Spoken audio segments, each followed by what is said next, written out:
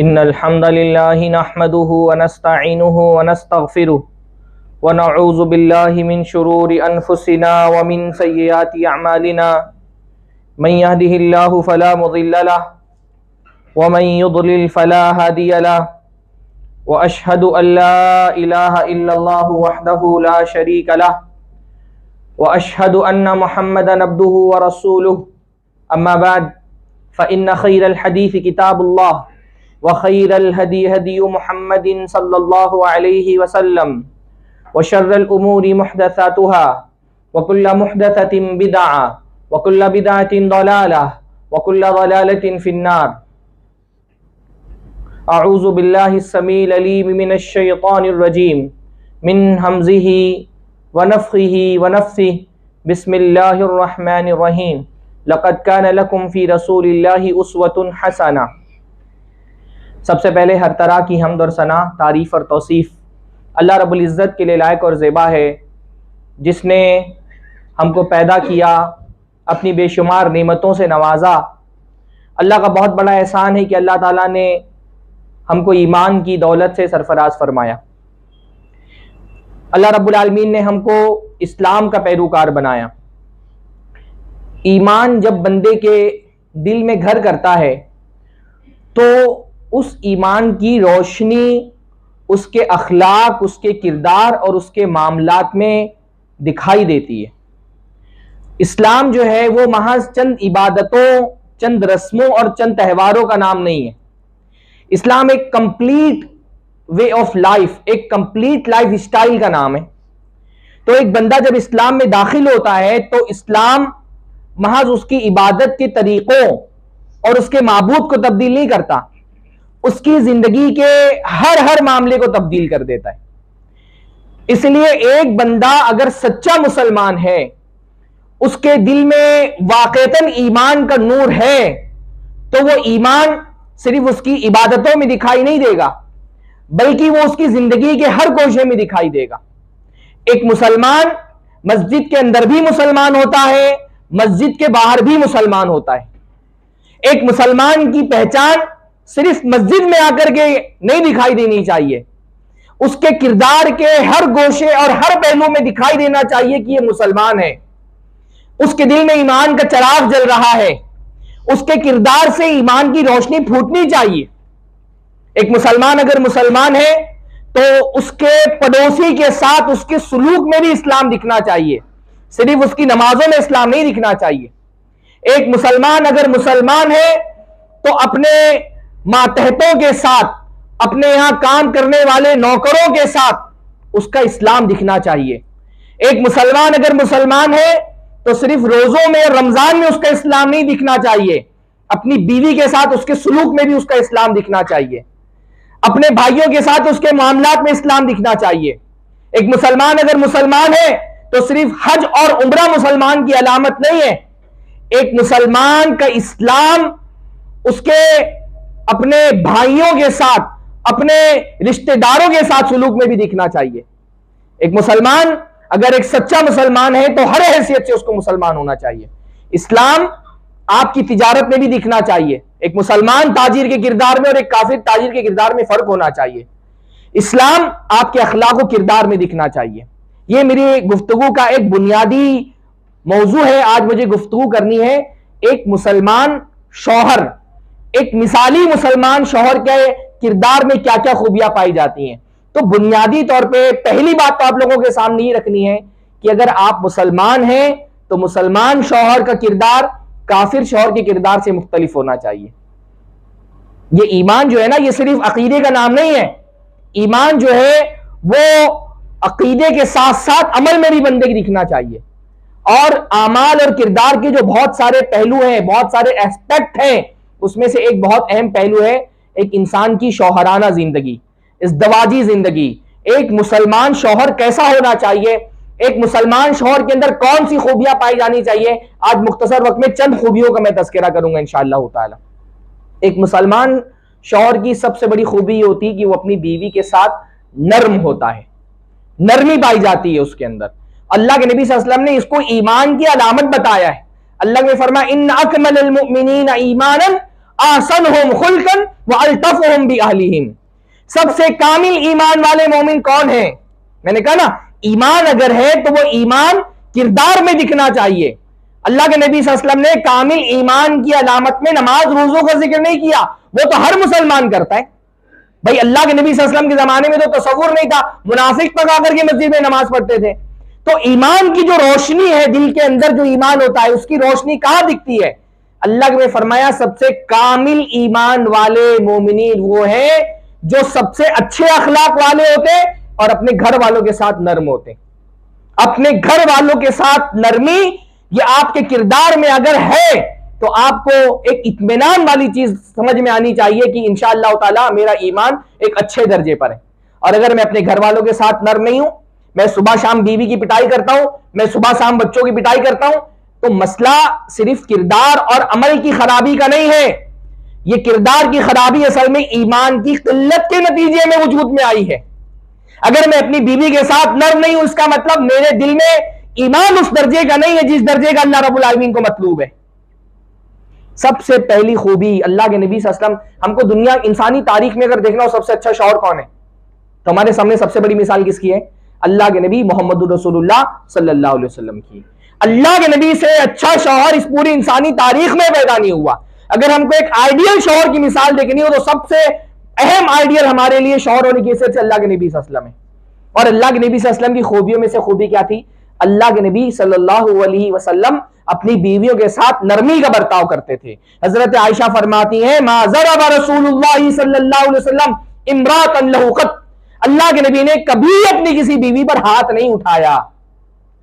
ہاتھ نہیں اٹھایا کبھی کسی بیوی پر. بیوی پر ہاتھ نہیں اٹھانا یہ اللہ کے نبی صلی اللہ علیہ وسلم کی سنت ہے. ہم یہ دیکھیں، ہم الحمدللہ ثم الحمدللہ نمازوں میں سنتوں کی بہت پابندی کرتے ہیں. ہم جھگڑا کرتے ہیں، مناظرے کرتے ہیں رفع الیدین پر، آمین بالجہر پر، اور یہ بہت اچھی بات ہے، میں اس کا انکار نہیں کر رہا. لیکن اللہ کے بندو، جیسے نماز میں اللہ کے نبی صلی اللہ علیہ وسلم کی سنت قابل اتباع ہے، ویسے گھر میں بھی اللہ کے نبی صلی اللہ علیہ وسلم کی سنت قابل اتباع ہیں. اللہ کے نبی صلی اللہ علیہ وسلم سے مسجد میں ہمارے لیے اسوہ اور آئیڈیل نہیں ہے. اللہ کے نبی کی شخصیت گھر میں بھی ہمارے لیے اسوہ ہے، بازاروں میں بھی ہمارے لیے اسوہ ہے، پارلیمنٹ میں بھی ہمارے لیے اسوہ ہے، جنگ کے میدان میں بھی ہمارے لیے اسوہ ہے. ہم اپنے کردار پہ غور کریں. نمازوں کی سنت کی پابندی کی ہم کو فکر ہے، یہ بہت اچھی بات ہے، میں اس کا انکار نہیں کر رہا. لیکن گھر میں نبی صلی اللہ علیہ وسلم کی سنتوں کے ہم کتنے پابند ہیں؟ یہ سنت ہے اللہ کے نبی کی. اللہ کے نبی اپنی بیوی پر ہاتھ نہیں اٹھاتے تھے. اور ہمارا معمول کیا ہے؟ ہمارا معمول یہ ہے کہ ہمارے معاشرے میں بیوی کو مارنا مردانگی کی علامت سمجھا جاتا ہے. آدمی کی مردانگی کو تسکین نہیں ملتی اگر وہ بیوی پر ہاتھ نہ اٹھائے تو. بیوی کو مار کر کے اس کو سمجھ میں آتا ہے کہ ہاں میں مرد ہوں، میں غالب ہوں، میں قوت والا ہوں. ہم بیویوں کو مارنا مردانگی کی علامت سمجھتے ہیں. اس لیے عام مسئلہ یہ جو ڈومیسٹک وائلنس کی بات ہوتی ہے، افسوس کی بات ہے کہ ہماری مسجدوں کا موضوع نہیں ہے. ہماری مسجدوں کا موضوع ہونا چاہیے ڈومیسٹک وائلنس. ہاں آپ دیکھیے کسی سرکاری اسپتال میں آپ ایمرجنسی وارڈ میں جا کر کے رات میں رکیے، آپ کو 2-4 کیسز ضرور ملیں گے. ہاتھ ٹوٹا ہے بیوی کا، سر پھٹا ہوا ہے، کیا ہوا؟ شوہر نے پٹائی کر دی.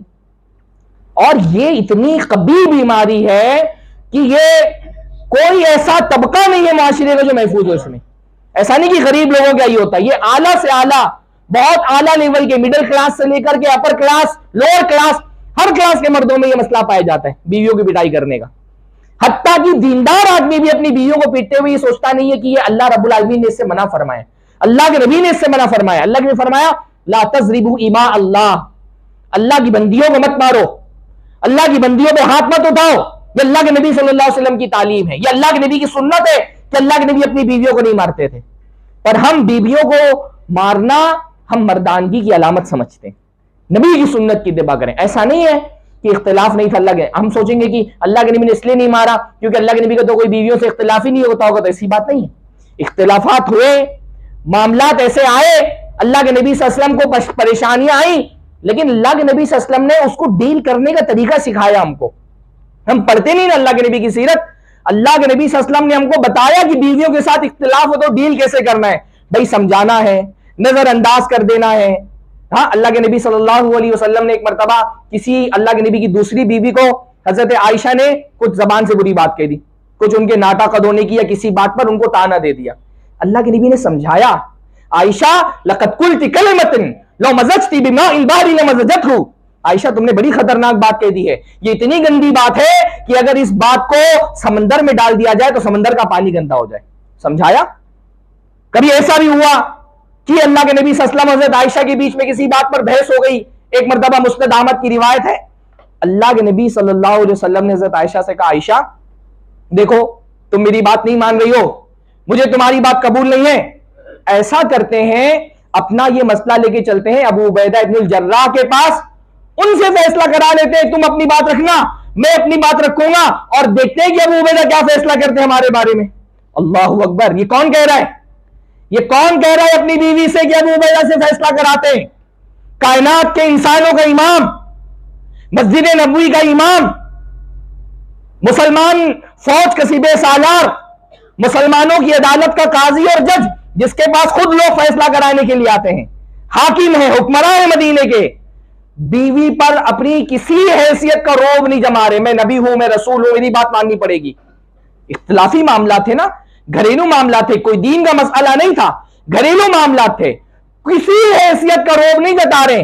کیا کہہ رہے؟ عائشہ چلو ابو عبیدہ ابن الجراح سے فیصلہ کرا لیتے ہیں. سبحان اللہ.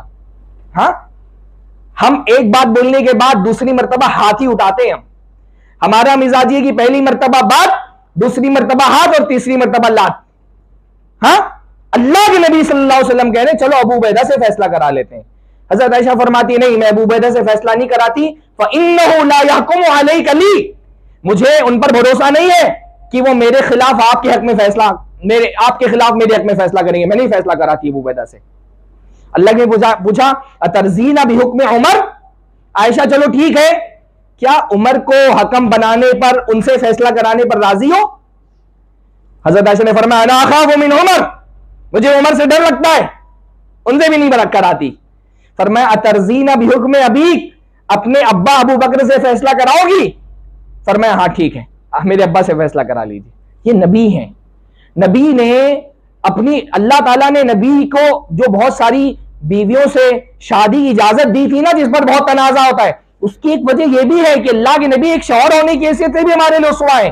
تو اللہ کے نبی صلی اللہ علیہ وسلم نے بیویوں کو، الگ الگ مزاج کی بیویوں کو جیسے ڈیل کیا، اس سے بھی ہم کو ایک اسوہ ملا کہ بیویوں کے ساتھ ڈیل کیسے کرنا ہے، بیویوں کے ساتھ سلوک کیسا ہونا چاہیے. اللہ نے فرمایا خیرکم خیرکم لأہلی وانا خیرکم لأہلی، تم میں سب سے بہتر وہ ہے جو اپنے گھر والوں سے اچھا ہو، اپنے گھر والوں سے اچھا ہے وہ اچھا ہے. بھائی میں اگر دکاندار ہوں تو کسٹمر سے تو میں اچھا ہی رہوں گا نا. کسٹمر سے آپ اچھائی سے پیش آ جاتے ہیں، یہ کوئی بہت بڑی بات نہیں ہے. آپ اپنے باس سے اچھائی سے پیش آتے ہیں، آپ کہیں پر کام کرتے ہیں تو یہ تو آپ کی مجبوری ہے، یہ تو آپ کی پروفیشنل مجبوریاں ہیں. آپ کے اخلاق کا اصل امتحان اس وقت ہوتا ہے جب آپ اپنے بیوی بچوں کے ساتھ ہوتے ہیں، وہاں آپ کے اخلاق کیسے ہیں. اللہ نے فرمایا بہترین انسان وہ ہے جو اپنے گھر والوں کے لیے اچھا ہو. ہمارے معاشرے میں ایسے لوگ ہیں، سماج و معاشرے میں ان کے اخلاق اور کردار کی لوگ گواہیاں دیتے ہیں، قصیدے پڑھتے ہیں، لیکن گھر میں بدترین قسم کے انسان ہوتے ہیں وہ، کیونکہ سماج کا اخلاق ان کی مجبوری ہوتی ہے، گھر میں وہ مجبوری ختم ہو جاتی ہے. تو ہم گھر میں جب بیوی کو پا جاتے ہیں نا تو اس کو کمزور سمجھ کر کے دباتے ہیں. اللہ کے نبی صلی اللہ علیہ وسلم نے ہم بیویوں کو مارتے ہوئے نہیں ڈرتے. اللہ کے نبی صلی اللہ علیہ وسلم کے ایک صحابی نے ایک لونڈی کو اپنی مار دیا، ایک تماچا مار دیا. اللہ کے نبی نے اتنا ڈرایا، اتنی ڈانٹ پلائی ان کو کہ انہوں نے کہا اللہ کے نبی میں اس کو آزاد کرتا ہوں، ڈر کے مارے میں آزاد کرتا ہوں اس کو. اللہ کے نبی صلی اللہ علیہ وسلم. ہم بیویوں کو پیٹ دیتے ہیں، مطلب میں نہیں کہہ رہا سب پیٹتے ہیں، بہت سارے لوگ اچھے اخلاق والے بھی ہوتے ہیں اور بہت سارے ویلیڈیٹی ہوتی ہے. کچھ لوگ سال میں ایک بار مارتے ہیں، کچھ 6 مہینے میں مارتے ہیں، کچھ مہینے میں مارتے ہیں، کچھ لوگ پٹائی کرتے ہیں، کچھ مار بھی کھاتے ہیں بیویوں کے ہاتھ سے، اس کا بھی انکار نہیں ہے. لیکن بیشتر ہمارے معاشرے میں معاملہ یہ ہوتا ہے کہ شوہر بیویوں کو مارتے ہوئے اللہ سے نہیں ڈرتے. اللہ سے ڈریے. ایک تماچا بھی اگر آپ نے ظلمن لگایا ہے، اللہ رب العالمین کے آپ کو حساب دینا پڑے گا اس کا. اللہ تعالیٰ پوچھے گا آپ سے کہ بیوی کو ایک تماچا بھی تم نے ظلمن کیوں مارا تھا. تو بیویوں پر ہاتھ نہیں اٹھائیے، نرمی سے ڈیل کیجئے نا. دیکھیے اللہ کے نبی صلی اللہ علیہ وسلم نے فرمایا اللہ تعالیٰ جو نرمی سے دے دیتا ہے وہ سختی سے نہیں دیتا. نرمی سے جو آپ کو فائدہ مل جائے گا وہ سختی سے نہیں ملتا. اور اللہ کے نبی صلی اللہ علیہ وسلم نے اتنا آسان نسخہ بتا دیا. ایک بات اللہ کے نبی صلی اللہ علیہ وسلم کی اگر آپ ذہن میں رکھ لینا انشاءاللہ بہت سارے ازدواجی مسائل حل ہو جائیں. بہت مشہور حدیث اللہ کے نبی کی کہ عورتیں پسلی سے پیدا کی گئی ہیں، اوپر کی پسلی سب سے ٹیڑھی ہوتی ہے، طاقت لگا کر کے سیدھا کرو گے تو ٹوٹ جائے گی، تو اس کو جس حالت پر اسی حالت پر رہنے دو۔ ایک اتنی بڑی بات اللہ کے نبی نے بتا دی نا، اللہ کے نبی نے بتا دیا عورت اور مرد کے مزاج میں فرق ہوتا ہے، ان کے سوچنے سمجھنے کا طریقہ، دنیا کو ان کو دیکھنے کا طریقہ، اس میں فرق ہوتا ہے۔ عورتیں مردوں سے مختلف ہیں۔ بیشتر شوہروں کا مسئلہ یہ ہے نا کہ وہ یہ چاہتے ہیں، وہ بیوی نہیں چاہتے، ان کو بیوی نہیں چاہیے، ان کو بیوی کی شکل میں ایک ایسا روبوٹ چاہیے جس میں وہ اپنے حساب سے پروگرامنگ کر دے اور ان کا ریموٹ کنٹرول ان کے ہاتھ میں ہو، جیسا بٹن دبائے ویسا بیوی چلے۔ ہم مشین چاہتے ہیں، بیوی نہیں چاہتے، ایسی مشین جس کا ریموٹ کنٹرول ہمارے ہاتھ میں ہو۔ ایسا نہیں ہوگا، ایسا کبھی بھی نہیں ہوگا۔ کچھ مسائل آئیں گے، کچھ پرابلمز آئیں گے، میں عورتوں کو چڑھا نہیں رہا، بعد میں آپ بولے مولانا نے جو ہے وہ صرف ایک طرفہ بات کی، کبھی انشاءاللہ موقع ملے گا تو خواتین کے حوالے سے بھی گفتگو ہوگی۔ عورت پر شوہر کی اطاعت واجب ہے، لیکن ایسا نہیں ہوگا 100% کی کسی مسئلے میں اختلاف ہی نہیں ہوگا۔ بھئی یہ رشتہ اتنا قریبی رشتہ ہے نا، اتنے معاملات جڑے ہوتے ہیں آپس میں کہ مسائل پیدا ہوں گے، کہیں نہ کہیں پرابلمز آئیں گے۔ اب ہم یہ سوچیں کہ بیوی کیونکہ 100% ہمارے موافق نہیں ہے تو ہم ناراض ہو جائیں، نہیں۔ اللہ نے فرمایا نرمی سے ڈیل کرو، طاقت مت لگاؤ اس پر۔ اللہ کے نبی صلی اللہ علیہ وسلم نے ڈیل کیا، کبھی نرمی سے ڈیل کیا، کبھی ڈانٹ دیا۔ ایک مرتبہ تو اللہ کے نبی 1 مہینے کے لیے ساری بیویوں کو چھوڑ کے چلے گئے، ایلا کر لیا تھا اللہ کے نبی صلی اللہ علیہ وسلم نے۔ یہ بھی ایک طریقہ ہے، بھئی 1 مہینے کے لیے اللہ نے ایلا کر لیا، بستر الگ کرنا، خود قرآن کے اندر بتایا گیا کہ بستر الگ کر دو اگر عورت بہت زیادہ نافرمان ہو گئی ہے تو اللہ کے نبی صلی اللہ علیہ وسلم نے ڈیل کیا، نرمی سے ڈیل کیا۔ اللہ کے نبی صلی اللہ علیہ وسلم، کوئی رشتہ دنیا کا 100% پرفیکٹ نہیں ہوتا، پرفیکشن نہیں تلاش کرنا چاہیے، کہیں نہ کہیں مسائل آئیں گے۔ اللہ کے نبی نے خود ہم کو تعلیم دی، لا یفرق مومن عن مومنۃ ان کرہ منہا خلقا رضی منہا آخر۔ کوئی مومن مرد کسی مومنہ عورت سے ناراض نہ ہو، اس کو جدا نہ کرے، اس کو طلاق نہ دے، اس پر تشدد نہ کرے۔ ان کرہ منہا خلقا رضی منہا آخر، اگر کوئی بات اس کی بری لگ رہی ہے تو بہت ساری باتیں اس کے اندر اچھی بھی ہیں۔ برائیوں کو نظر انداز کرنے کا مزاج بنائیے، رشتہ نبھانے کے لیے بہت ضروری ہے۔ یہ جو فیمنزم کا ہمارے یہاں پر ایک پروپیگنڈا کیا گیا ہے نا، اس نے عورت اور مرد کو ایک ساتھ چلنا نہیں سکھایا، ایک دوسرے کے مقابلے میں لا کے کھڑا کر دیا ہے۔ اور وہ گھروں میں اس کا اثر یہ دکھائی دیتا ہے، بیوی شوہر کے مقابلے میں کھڑی، شوہر بیوی کے مقابلے میں کھڑا ہے، ساتھ میں چلنے کے بجائے دونوں ایک دوسرے سے لڑ رہے ہوتے ہیں۔ یہ ہمارے دین کا طریقہ نہیں ہے۔ ہمارے دین نے دونوں کو حکم دیا ہے کہ برائیوں کو نظر انداز کرو، اچھائیوں پر نگاہ رکھو، اس سے تمہارا رشتہ چلے گا، اس سے تمہارا رشتہ آگے بڑھے گا۔ یہ دیکھ اتنے تنازعات پہلے یہ ہوتا تھا نا کہ کبھی خال خال کہیں علاقوں میں ایک واقعہ طلاق کا خلا کا ہوتا تھا، اب صورتحال یہ ہے کہ روزانہ 2 سے 4 کال آتے ہیں طلاق اور خلا کے۔ یہ مسائل اس وجہ سے ہیں کیونکہ ہم دین سے دور ہو گئے ہیں، دین ہماری زندگی کے اندر نہیں رہ گیا ہے۔ میں یہ نہیں کہتا شریعت نے سرے سے عورت کو مارنے کی اجازت نہیں دی ہے، بھائی قرآن مجید میں اجازت موجود ہے شریعت میں کہ مارو عورت کو، مار سکتے ہو، لیکن وہ اجازت علی الاطلاق اجازت نہیں ہے بس پیٹنا شروع کر دو۔ اللہ رب العالمین نے اسٹیپس بتائے نا، پہلے کیا فرمایا، واللاتی تخافون نشوزہن، وہ عورتیں جن کے نشوز کا تم کو خوف ہے۔ نشوز کا مطلب کیا ہوتا ہے؟ انتہا درجے میں عورت نافرمان ہو گئی ہے، باغی بن گئی ہے، کوئی معاملہ مان کر کے نہیں دے رہی ہے، گھر ٹوٹنے کی کگار پہ آ گیا ہے۔ یہ وہ صورتحال ہے جو بیان کی گئی ہے۔ یہ نہیں کہا گیا کھانے میں نمک کر زیادہ کر دے تو مارو، تمہاری پسند کا کپڑا نہ پہنے تو مارو، چھوٹی چھوٹی باتوں پہ مارنے کا حکم ہی دیا ہے۔ کیا کہا گیا؟ وہ عورتیں جو تمہاری باغی بن چکی ہیں، اطاعت کے دائرے سے باہر نکل گئی ہیں، گھر ٹوٹنے کی کگار پر آ جاتا ہے اس کی وجہ سے۔ پھر بھی کیا کہا گیا؟ فَعِظُوهُنَّ، پہلے ان کو نصیحت کرو، اچھے سے سمجھاؤ، پیار سے سمجھاؤ، کنونس کرو ان کو۔ ہمارے معاشرے میں کنونس کرنے کا مزاج نہیں ہے، نہ بچوں کو، نہ طلبہ کو، نہ بیوی کو۔ ہم ڈکٹیٹر بن جاتے ہیں ہر مسئلے میں۔ کنونس کرو، دلائل دو ان کو۔ وہ عورت ہے، وہ مشین نہیں ہے کہ تمہارے کمانڈ کو فالو کرے گی، وہ عورت ہے، وہ سوچتی ہے، سمجھتی ہے، اس کے پاس عقل ہے، اس کے پاس جذبات ہیں، دلائل رکھو اپنے۔ نصیحت کر دی، نہیں سمجھ میں آ رہی بات، پھر کیا فرمایا؟ وَاجُرْهُنَّ فِي الْمَضَاجِعِ، کچھ دن نصیحت کر کے دیکھی، نہیں سمجھ میں آئی بات، بستر الگ کرو، اب بستر الگ کرو۔ بستر بھی الگ کیا، ایک سائیکولوجیکل ٹریٹمنٹ ہے اس کا بستر الگ کرنا کہ میرا شوہر مجھ سے اتنا ناراض ہے کہ جو اس کی سب سے بڑی ضرورت ہے وہ بھی مجھ سے پوری نہیں کر رہا۔ بستر عورتیں یہاں پہ آگے مان جائیں گی، اس پر بھی نہیں مان رہی، بغاوت پر آمادہ ہی ہے، پھر فرمایا کہ تم مارو۔ مارنا حکم نہیں ہے، مارنا ایک مسئلے کے حل کے طور پہ بتایا گیا۔ کیا مارنا ہے؟ حضرت ابن عباس وغیرہ سے مروی ہے، مسواک ہوتے ہیں نا، مسواک، آدھا مسواک لے کر کے مارو۔ وہ مارنا ایذا کے لیے نہیں ہے، تکلیف دینے کے لیے نہیں ہے، وہ مارنا کس لیے؟ اپنے غصے اور ناراضگی کے اظہار کے لیے کہ اگر اس اسٹیج میں بھی تم نہیں مانی تو پھر آگے تو پھر طلاق کا مسئلہ آ جائے گا. آخری سٹیج ہے جس میں مارنے کی اجازت دی گئی ہے. ہلکی مار, اللہ نے فرمایا شدید مار نہیں ہونی چاہیے, ہڈی ٹوٹ جا رہی ہے, خون نکلنے لگ رہا ہے, جسم پر نشانات پڑ جا رہے ہیں, ہلکی مار. جو ابن عباس نے فرمایا کہ آدھا مسواک, اب مسواک آدھا توڑ کے آپ کسی کو ماریں گے تو کتنی چوٹ لگے گی؟ ہاں, آدھا مسواک توڑ کے مار. ہمارے یہاں جھاڑو اٹھا لیا, چپل اٹھا لیا, ہاں بیلن اٹھا لیا, چمچ اٹھا لیا, پکڑ کر کے دھن دیا. ہم سمجھتے نہیں کوئی کہ اس کا عورت کا بھی کوئی حق ہے. آدھا مسواک کا مارو. اور امام شافعی رحمہ اللہ نے فرمایا, کئی مفسرین نے یہ بات کہی کہ اللہ نے سٹیپس بتائے مارنے کے. ہاں کیا ہے؟ پہلے سمجھاؤ, پھر بستر الگ کرو, پھر مارو. اگر کسی نے سمجھائے بغیر, بستر الگ کرے بغیر بیوی پر ہاتھ اٹھا دیا, اللہ کے مفسرین کا اس پر اتفاق ہے, بیشتر مفسرین نے کہا ہے کہ ایسا آدمی گنہگار ہوگا, حرام کا مرتکب ہو گیا وہ, کیونکہ اللہ نے ایک سٹیج بتایا ہے.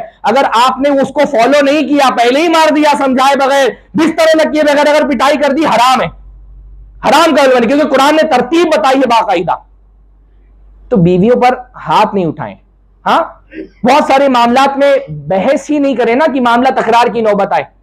بہت سارے ہمارے پاس طلاق کے مسائل آتے ہیں. آپ کو کیا لگتا ہے طلاق جو ہوتی ہے وہ کوئی بہت بڑا مسئلہ ہوتا ہے تو طلاق ہو جاتی ہے؟ بہت بڑے مسائل والے طلاق بہت کم ہوتے ہیں. چھوٹی چھوٹی باتوں پر بیوی نے کہا موبائل دکھاؤ اپنا, شوہر نے کہا نہیں دکھاؤں گا, شوہر نے بولا جا طلاق. ہاں چھوٹی چھوٹی باتوں پر بحثیں شروع ہوتی ہے اور پھر ان بحثوں کا اختتام طلاق پر ہوتا ہے. کیوں بحث کرنا بیوی سے؟ آج تک ویسے بھی دنیا میں بیویوں سے بحث کر کے کوئی جیت نہیں پایا. کوئی بڑا سے بڑا علامہ ہو, ڈیبیٹر ہو, بیویوں کی منطق الگ ہوتی ہے, عورتوں کی لاجک بہت الگ ہوتی ہے. آپ کتنے بھی ذہین ہو, بڑا سے بڑا علامہ ہو, وہ بیوی سے تو جیت نہیں پاتا. تو بجائے بحث کرنے کے اگر آپ سوری بول دیں, SORRY, زندگی کے بہت سارے مسائل کا حل اس میں. آپ مت بحث کریں عورتوں سے. ہم کیا ہوتا ہے نا, بعض مرتبہ وہ بیویوں سے جیتنے کے چکر میں بیویوں کو ہار جاتے ہیں کہ ہم کو جیتنا ہے, ہماری ایگو ہے, اگر ہم ہار گئے, اگر ہم خاموش ہو گئے, ہماری ایگو کو ٹھیس پہنچے گا. اگر آپ اپنا ایگو قربان کر کے اپنا رشتہ بچا لیں تو کیا یہ سستی قیمت ہے؟ ہاں ہم اپنا ایگو جیتنے کے چکر میں اپنا رشتہ ہار جاتے ہیں, پھر دوڑتے ہیں مولویوں کے پاس فتویٰ لے کر کے کہ مولانا کیا کریں, طلاق دے دیا ہے. تم بحث ہی مت کریے, تکرار ہی مت کریے, نظر انداز کر دیجئے. اللہ کے نبی صلی اللہ علیہ وسلم کی یہ بھی سنت ہے نا. ایک مرتبہ اللہ کے نبی صلی اللہ علیہ وسلم حضرت عائشہ کے گھر پہ تھے. کوئی بیوی جو ہے اس نے کچھ اچھا کھانا بنایا تھا تو اللہ کے نبی صلی اللہ علیہ وسلم کو بھجوا دیا کہ بھئی میرے گھر پہ نہیں ہے, باری حضرت عائشہ کے گھر میں, اللہ کے نبی کھا لیں. ویسے کھانے جو ہے وہ بہت دنوں تک کے اچھے کھانے بنتے نہیں تھے, مہینوں تک کے اللہ کے گھر میں چولہے نہیں جلتے رہے. تو کسی بیوی نے کچھ اچھا بنایا تو سوچا گرچہ میرے گھر میں باری نہیں ہے, حضرت عائشہ کے گھر میں باری ہے, کھانا بھجوا دیتی ہوں میں. کھانا بھجوا دیا. اب وہ کوئی غلام لے کر کے آیا, حضرت عائشہ نے دیکھا کہ باری میری, کھانا سوکن کے گھر سے آ رہا ہے. تو پتیلی لے کر کے جو پیالہ تھا اس پیالے کو مارا اور پیالہ ٹوٹ گیا, کھانا زمین پہ گر گیا. تھوڑا سا کم عمر بھی تھی, اور کیونکہ واحد اللہ کے نبی صلی اللہ علیہ وسلم کی بیوی تھی جو کنواری تھی جب اللہ کے نبی نے نکاح کیا تھا, تو ایک ذرا غیرت بھی زیادہ تھی. تو اللہ کے نبی نے کیا کیا, ہمارے گھر میں اگر ہماری بیوی گھر میں کچھ برتن توڑ دے, کوئی سامان توڑ دے, ہمارا تو پارا آسمانوں پہ چڑھ جائے گا. اللہ کے نبی نے کیا کیا, خاموشی سے اٹھے اللہ کے نبی, برتن کو اٹھایا, ٹوٹے ہوئے برتن کو کھانا اس میں رکھ کے سائڈ رکھ دیا. حضرت عائشہ کے گھر سے دوسرا برتن لیا, غلام کے ہاتھ پہ دیا, کہا غارت امکم, تمہاری ماں کو غیرت آ گئی تھی. ہاں فیلٹ جیلیسی, تھوڑا سا جیلیسی محسوس کر لی, ہوتا ہے, چلو کوئی نہیں, نظر انداز کرو. بجائے اس کے کہ اللہ کے نبی وہ ایکسکیوز کرتی ہے اللہ کے نبی صلی اللہ علیہ وسلم کو, اللہ کے نبی ان کی طرف سے ایکسکیوز پیش کرے کہ چلو غیرت ہے, عورتوں کو ہوتی ہے, توڑ دیا برتن, کوئی نہیں, دوسرا برتن لو دے دینا. یہ سلیقہ, یہ اللہ کے نبی کی حدیثیں پڑھیے. ہاں ہم دنیا بھر کے آتھرز کی کتابیں پڑھتے ہیں, کوئی مسئلہ ہوتا ہے تو جا کر کے کاؤنسلنگ کراتے ہیں کافروں سے. نبی کی سیرت سے بہتر کاؤنسلنگ میاں بیوی کے لیے کہیں موجود ہی نہیں. میں تجربے کی بات بتا رہا ہوں, سینکڑوں اب تک کے مسائل ایسے ہیں میرج کاؤنسلنگ کے, میں تقریباً 12-14 سال سے میرج کاؤنسلنگ کا کام کر رہا ہوں. نبی کی سیرت سے زیادہ نقطے آپ کو میرج کاؤنسلنگ کے لیے مل ہی نہیں سکتے, خاص طور پہ ایمان والوں کے لیے. یہ نبی نے بتایا, نظر انداز کرو, جھگڑے ہی مت کرو نا, بحث تکرار کرو ہی مت, جانے دو, چھوڑو. اس طرح کے الفاظ جو ہے نا وہ بہت سارے مسائل کا حل ہوتے ہیں. تو یہ پہلی خوبی ہے. ایک مسلمان شوہر کیسا ہونا چاہیے, نرم ہونا چاہیے اپنی بیوی کے لیے. اتنے میں ٹائم ختم ہو گیا. ایک اور بات بتاتا ہوں میں, اللہ کے نبی ایک نبی کی سیرت سے ہم کو جو ایک اور اسوہ ملتا ہے وہ ہے کہ مسلمان شوہر دیوس نہیں ہونا چاہیے, باغیرت ہونا چاہیے. اللہ کے نبی صلی اللہ علیہ وسلم نے فرمایا ان اللہ یغار وان المؤمن یغار، اللہ کو بھی غیرت آتی ہے اور ایمان والا بندہ غیرت مند ہوتا ہے، دیوس نہیں ہوتا ہے۔ ایک مسلمان شوہر، بیوی اس کے لیے خزانہ ہے جس کو وہ چھپا کر کے رکھتا ہے، اس کی حفاظت کرتا ہے۔ بیوی اس کے لیے کوئی جو ہے وہ بازار کی زینت کا سامان نہیں ہے جس کو دکھاتے ہوئے پھرے۔ واللہ یہ بہت تکلیف کی بات ہے، لیکن ہمارے معاشرے میں آپ دیکھیں جیسے لوگ بڑی گاڑیاں خرید لیتے ہیں نا تو دکھاتے پھرتے ہیں سب کو، ان کے لیے فخر کی بات ہوتی ہے، میرے پاس قیمتی گاڑی ہے، میرے پاس بھاری موبائل ہے، ہاں میرا گھر بہت خوبصورت ہے۔ بیویاں دکھانے کی چیز بن گئی ہیں، دکھانے کی چیز بن گئی ہے بیویاں۔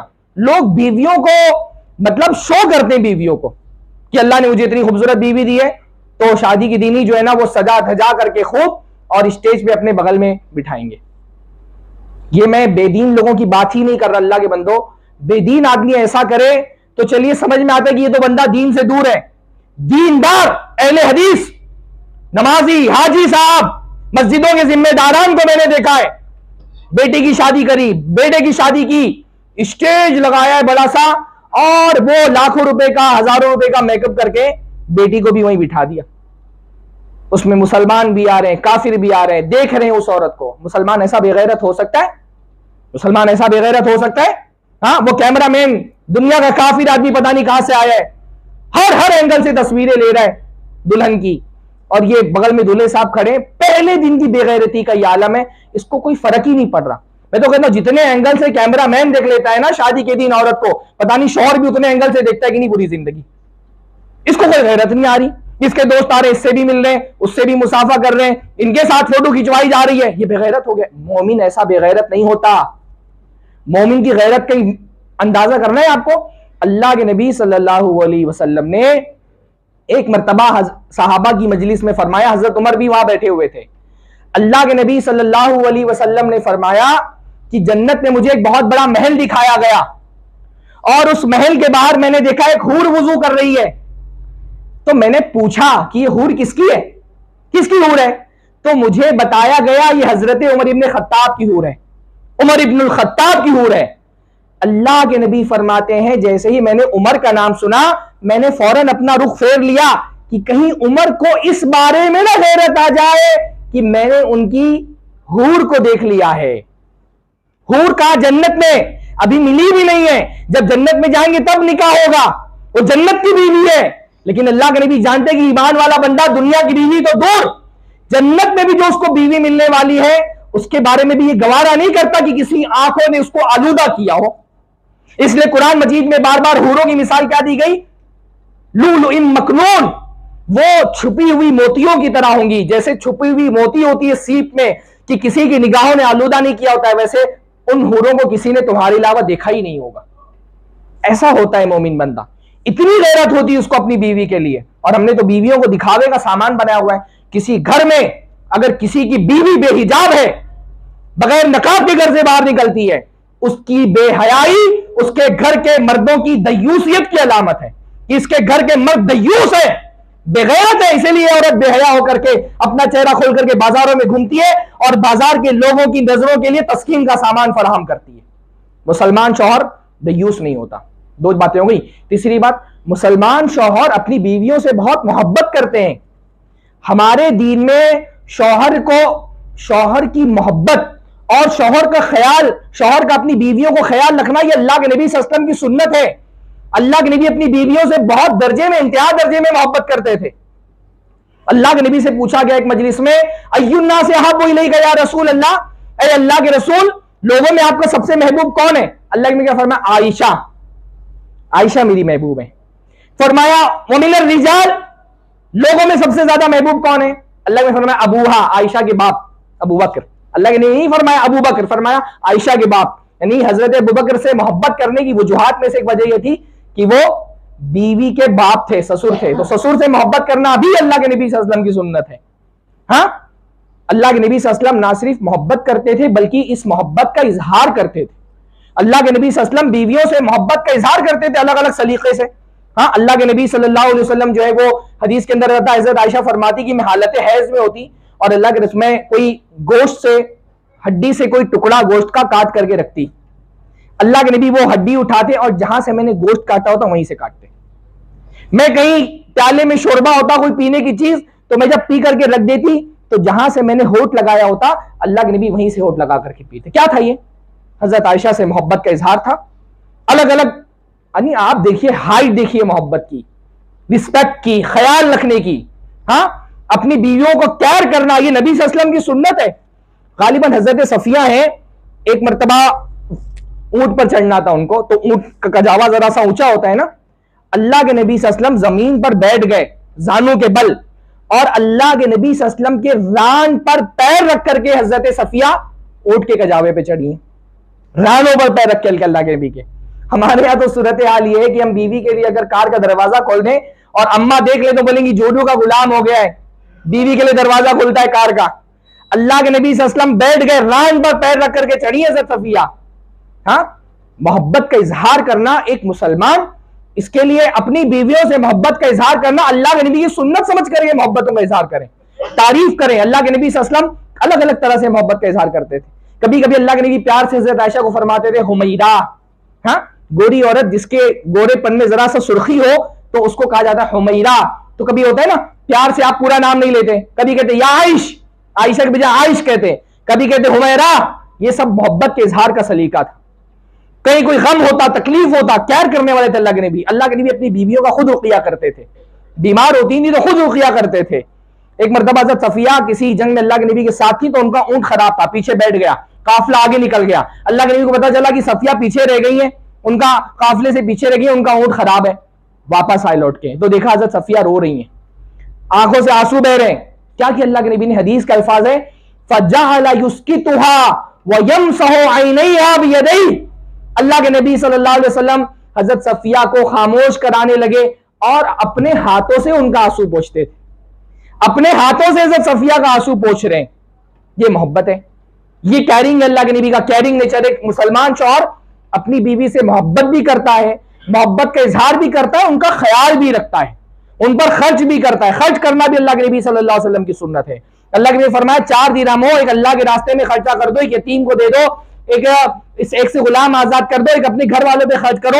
جو اپنے گھر والوں پہ خرچ کیا نا, اس دینار کا سب سے زیادہ ثواب ہے جو اپنے گھر والوں پہ خرچ کیا. اللہ کے نبی اپنے گھر والوں پہ خرچ کرتے تھے, گھر والوں کا ہاتھ بٹاتے تھے. بہت ساری اللہ کے نبی کی سنتیں, میرے پاس وقت نہیں کہ میں ساری سنتیں بیان کروں. تو یہ اللہ کے ہم کو ایک موضوع ہے باقاعدہ یہ کہ نبی صلی اللہ علیہ وسلم ایک شوہر ہونے کی حیثیت سے اللہ کے نبی صلی اللہ علیہ وسلم کا اسوہ کیا ہے, اس اسوہ کو ہم کو فالو کرنا چاہیے. مسئلہ یہی ہے نا کہ محبت کا جو ایک اصل اظہار کا راستہ ہے, ہم ادھر سے اظہار نہیں کرتے. ہمارے یہاں بیوی کے لیے بیوی کو محبت کے اظہار کا مرکز نہیں سمجھا جاتا. ہم ساری غزلیں, ہمارے پورے جو ادبی تاریخ ہے, جو ہمارا ادبی سرمایہ ہے اردو ادب کا, ساری غزلیں, ساری جو محبت کے قصیدے ہیں وہ ناجائز اور حرام رشتوں کے لیے لکھی جاتی, محبوباؤں کے لیے. بیویوں کے لیے ہم صرف لطیفے لکھتے ہیں. ہاں حالانکہ اصل محبت تو بیویوں سے کرنی چاہیے. حقیقی محبت وہ ہے جو ایک شوہر ایک حلال رشتے میں موجود اس کی بیوی سے کرتا ہے. تو کیونکہ ہم محبت کو صحیح جگہ صرف نہیں کرتے تو وہ غلط جگہ پر ضائع ہو رہی ہے. اللہ ہم سب کو ہر طرح کی سماجی, اخلاقی, کردار کی برائیوں سے محفوظ رکھے. اللہ رب العالمین ہم کو اللہ کے نبی صلی اللہ علیہ وسلم کی سنتوں کا متبع بنائے. اللہ کے نبی صلی اللہ علیہ وسلم کی زندگی, اپنی زندگی میں جہاں کہیں بھی ہم کو ضرورت ہو, اللہ کے نبی صلی اللہ علیہ وسلم کی سنتوں کا اللہ رب العالمین پیروکار بنائے. اپنی زندگی کو نبی صلی اللہ علیہ وسلم کی سیرت کے سانچے میں ڈھالنے کی اللہ تعالیٰ توفیق دے. اقول قولی ھذا واستغفر اللہ لی ولکم ولسائر المسلمین واستغفروہ انہ الغفور الرحیم. وآخر دعوانا الحمد للہ رب العالمین.